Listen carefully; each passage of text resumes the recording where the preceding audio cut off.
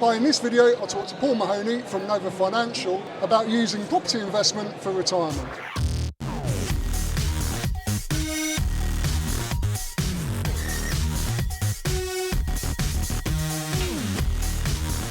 This video is brought to you in part by the Property Investor Show. Hi, I'm Andy from Monoperty.com, and on this channel I share my experiences as a property investor and landlord, and also interview other investors so we can learn from their advice too. So if you're new here, consider subscribing for more videos like this. Hi Paul, nice to meet you. How's it going? Very well, thanks. Good day. I see there's loads of people here. It's been a very long 2 days. We're coming to the end now. Yeah, it's tiring. You know, you're speaking to thousands of people over the 2 days. We've done 2 talks yesterday, 2 talks today. But in saying that, it's all worth it. You know, the attendance is good, and the type of people that are here are good. And we've been doing this since 2014, I think, or 15. Okay. So twice a year. So yeah, it's definitely worth coming back.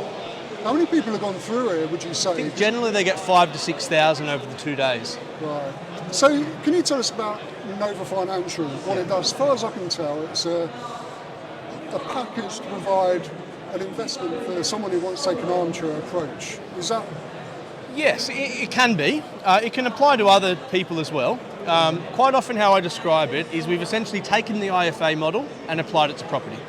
Right. So the way that a lot of people would expect, the process a lot of people would expect to go through with an IFA, so far as, you know, fact find, the criteria forming, and advice being generated based upon that, you know, goals and strategy. But generally IFAs advise on shares and pensions and not property, whereas we specialise in property and more specifically leveraged buy-to-let property. Right. So we advise on goal setting, strategy, property sourcing, finance, management, and then working with clients on an ongoing basis to build a portfolio and actually achieve the end goals. So if somebody just wanted you to source a property, is that something you would do? Yes, exactly. So it's not just the whole package? That's my point. So far as, yes, a lot of our clients are what you'd call an armchair investor or quite passive investors, whereas others are very active, and there's different ways in which we can help different people. Now, you've just given a talk on how to use property investing for retirement. Yeah. And one of the interesting statistics was a survey that was done with students. Yeah. Can you just tell those watching a bit about it? Like me to, yeah, okay. So it's a bit of a parable in that there's no actual clear evidence it happened, but there's lots of reference to it online. Right. So whether it happened or not doesn't really matter, I don't think. In that the story is that they surveyed 1985 MBA students, and that they asked them, do you have clearly defined and written down goals and a strategy for achieving them? And 3% did, 13% had goals but they weren't written down, and the balance didn't have goals and they weren't written down. 10 years later they surveyed that same group, and the 3% were earning 10 times as much as the 97% combined. Wow. So, you know, the morals of that story being, it's very important to have a strategy. And another analogy I used in the talk was, it's almost like jumping in your car and driving aimlessly. If you don't know where you're going, you're unlikely to end up somewhere desirable. And even if you do know where you want to be, but you don't know how to get there, you're probably unlikely to end up there. When I look back, when I was young, retirement was the last thing on my mind. Yeah. You know, and any money that I earned, I just wanted to enjoy life. I don't know. Yeah, I think it's about mindset. You know, having the mindset to actually have an end goal in mind. And I think part of that, you know, part of the getting that right mindset is working with someone who already has it. Yeah. You know, the reason that people watch this show, the reason that people come to this event is to learn from the mindsets of other people that have been there and done it, I suppose. Yeah. So until you learn, you know, I suppose you don't know what you don't know. Yeah. But obviously it sounds obvious when you say it out loud, that having a strategy means you're more likely to achieve your goals, but unless someone had explained that to you, you probably wouldn't understand it. The other thing was you gave an example of someone planning to retire with a passive income of $50,000 a year. Yeah. Is that an average figure that people kind of work towards, having that passive income of $50,000 a year when they retire? Yeah, look, I'd say so for our clients anyway. You know, we're predominantly London-based. Most of our clients are London-based. We cover the whole of the UK from a property perspective, but the vast majority of our clients live in London or the surrounding areas. And for a couple, I'd say the £50,000 for most couples we meet with is kind of the minimum they would say they need to live a comfortable lifestyle in and around London. And I think I also spoke about, obviously it's important to understand, well, what is that yearly end passive income goal that we're working toward? That's probably the first step, but then what do we actually need to get it? Yeah. And generally we would say that if the 50 grand is the end goal, then we want to have an investable asset base of about £1 million, excluding your home, obviously, because your home doesn't generate an income. And some people would say, well, that seems like a lot to get 50 grand, and it's a 5% net yield. Now, of course, you can get more than 5% net, but we need to account for things like interest rates, rental yields, or the economy, the property market. All these things can change over the mid to long term. But I'd say if you've got $1 million, you can be pretty confident in getting a 50,000. So we want to be conservative about that, because obviously it's pretty important if that's your main source of income. Yeah. Now I know this is going to be a question on people's minds, and it's not something that you can answer easily.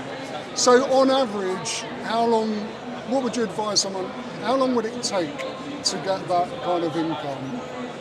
As an average, because it depends on people's finances, their backgrounds. Yeah, well, it obviously massively depends on the starting point. But let's just use the example of a first-time investor with £50,000 to invest. Okay. Now, another thing I spoke about in the talk is for that person, growth is going to be very important to them. So we talked about income versus growth being the two main types of returns. If they just invest for income, the only way to build income through income is by injecting more cash. Yeah. Very slow way of building income, by investing more and more cash, unless you're on a massive income and you've got a lot of spare cash on a yearly basis. The better way is to leverage that money. So for example, take £50,000, buy a £200,000 asset, and let's say over a 10 to 15 year time frame that property doubles in value. Yeah. Well, all of a sudden the 50 of equity is worth 250.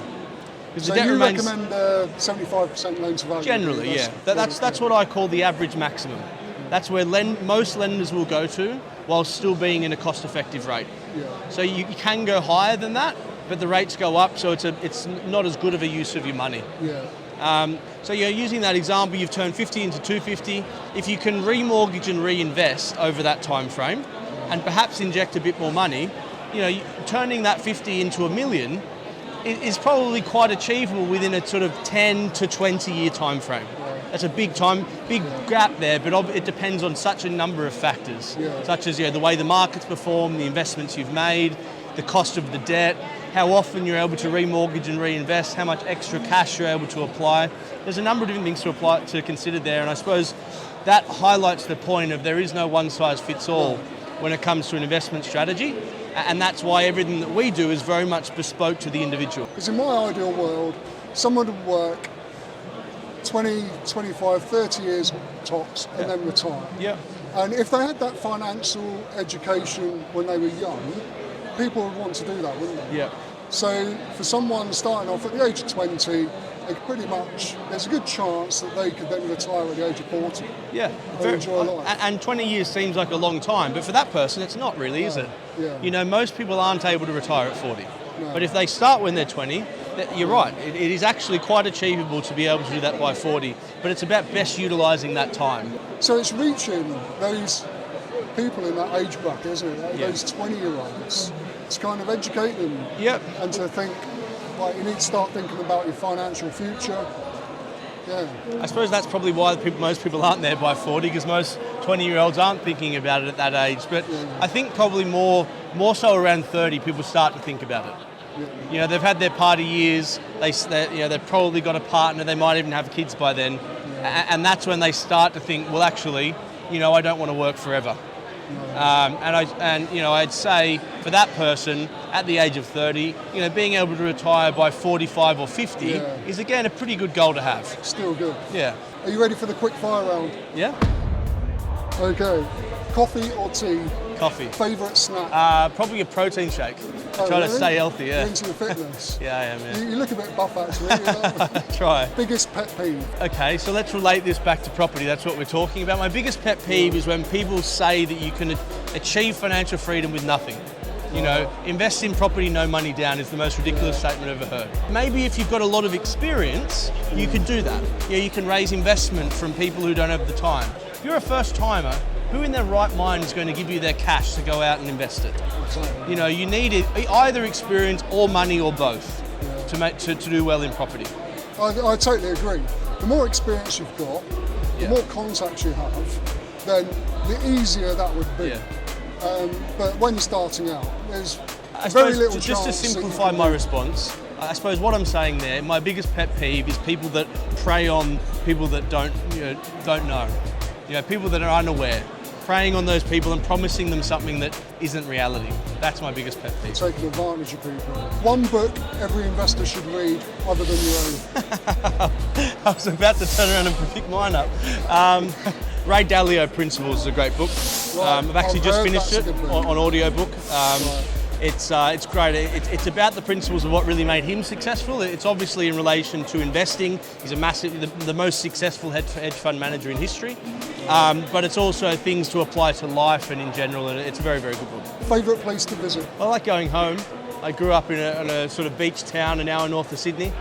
And that's a really nice place. I didn't appreciate it when I lived there, but now when I go back, I appreciate it. Yeah. So that's probably my favourite place to go back to. That is so often the case, isn't it? When you live somewhere, you end up travelling other places to visit, and you don't. If you can sit down and chat to anyone for 30 minutes for inspiration, who would it be? Well, another book I read recently was Warren Buffett's book. Right. And I wouldn't mind sitting down and having a chat with him. Yeah. So to finish, what advice would you have for someone who's considering starting investing, but is maybe sitting on the fence? What would you say to them? Stop sitting on the fence. Take action, but don't take action prematurely either. It's a bit of a balancing act there. Yeah. Obviously, gather the right information. Definitely get personal advice on what works for their current situation, their goals, their time frames, all those sorts of things. It's something we can help with. But get all that information, but then take action. Because I think a lot of people, I know a lot of people get paralysis by analysis, and they just sit there for far too long. Whereas it's quite often the people that kind of, another book, but just for the term, ready, shoot, and then you aim. So you don't wait until you've got everything perfect to take action. It's often the people who might even invest a bit prematurely without all the right information that will do better than the people that sit on the sidelines. Another term I often use is investing in property is about time in the market rather than time in the market. And I think far too many people try to time the market and they miss out because they're out of the market. Yeah, I totally agree, because you can spend all your days learning as much as you like. But there's some elements that you can't learn until you actually do. Exactly. What's the best place people can find you? How will they contact you? So a good starting point is our website. To find a bit more about us, that's www.nova.financial. That's it. .financial is the domain.